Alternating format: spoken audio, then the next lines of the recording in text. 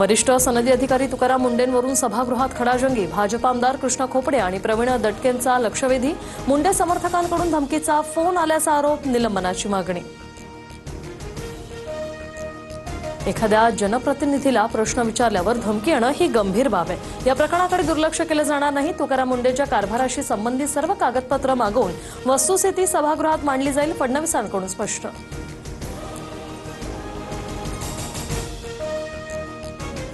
शरद पवारांच्या पक्षातील सूर्यकांत मोरेंविरोधात हक्कभंग प्रचारात सभागृहाबाबत आक्षेपार्ह वक्तव्य केल्याचा आरोप। सर्व पक्ष नेत्यांचा पाठिंबा तर चौकशी करून मोरेंवर गुन्हा दाखल करा, उपसभापती नीलम गोऱ्हेंचे आदेश। अधिवेशनाच्या दुसऱ्याच दिवशी अंबादास दानवेंचा कॅश बॉम्ब। शिंदेंचा आमदार महेंद्र दळवींचा पैशांच्या बंडलसह व्हिडिओ ट्विट। शेतकरी कर्जमाफीला पैसे नाहीत, बाकी सगळं ओके, दानवेंची टीका।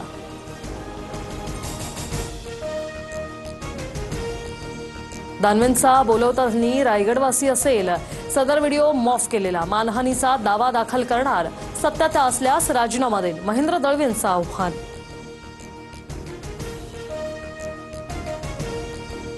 अलिबागमध्ये अंबादास दानवेंविरोधात शिंदेंच्या शिवसेनेचं आंदोलन।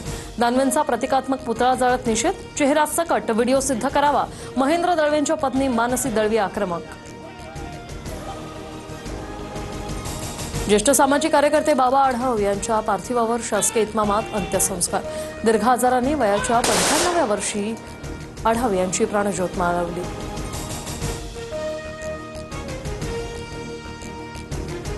अमित शहा यांचं राज्यसभा सभापती CP राधाकृष्णन यांना पत्र।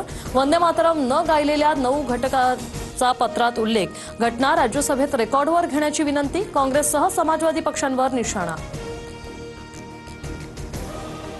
मत चोरी म्हणजे देशद्रोह। निवडणूक आयोग आणि सत्ताधाऱ्यांची मिलीभगत। RSS सर्व संस्थांवर ताबा मिळवू इच्छिते। राहुल गांधींचा सत्ताधाऱ्यांवर हल्लाबोल।